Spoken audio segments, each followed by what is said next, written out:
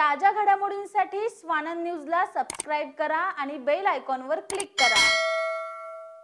अंबरनाथ शहरात विकास आराखड्यानुसार प्रस्तावित एका रस्त्याच्या काँक्रिटीकरणाचं पालिकेनं घाईघाईत काम सुरू केलंय, पण या रस्त्यात बाधित होणाऱ्या घरांवर कारवाई झालेली नसल्यानं रस्ता अर्धवट राहण्याची शक्यता असून तसं झालं तर 3 कोटी रुपयांचा निव्वळ चुराडा होणार आहे। अंबरनाथ पूर्वेच्या छत्रपती शिवाजी महाराज चौकातून न्यू बॉम्बे हॉटेल शगुन हॉटेल मार्गे जाणारा रस्ता विकास आराखड्यानुसार पुढे सरळ जाऊन मारुती मंदिराजवळ बीकेबिन रोडला येऊन मिळतो।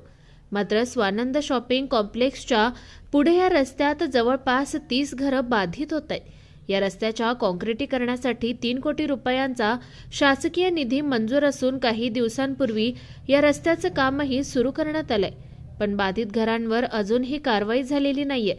हा रस्ता पुढे जाऊन मुख्य रस्त्याला मिळत असल्यानं फेरीवाले पार्किंग यांनी सदैव व्यापलेला असतो।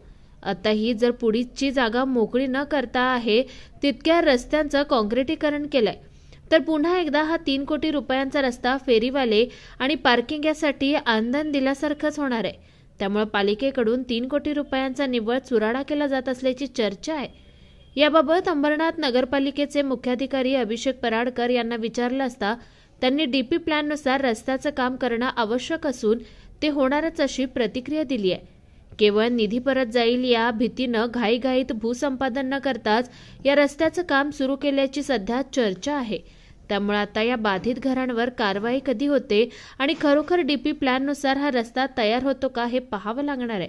डीपी मध्ये जे रस्ते दाखवलेले असतात ते शहराच्या विकासाकरता आवश्यक असतात, तर डीपी मधला तो रस्ता आहे त्यामुळे तो शहराच्या वाहतूक कोंडी सुटण्यासाठी व नागरिकांच्या सुलभ दळणवळणासाठी तो अत्यंत आवश्यक आहे। त्याच्यामध्ये जी काही घरं येत असतील त्याच्यावरती MRTP प्रमाणे नियमोचित कार्यवाही करण्यात येईल आणि तो रस्ता नागरिकांसाठी उपलब्ध करून देण्यात येईल।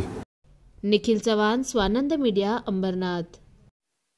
ताज्या घडामोडींसाठी स्वानंद न्यूजला सबस्क्राइब करा आणि बेल आयकॉनवर क्लिक करा।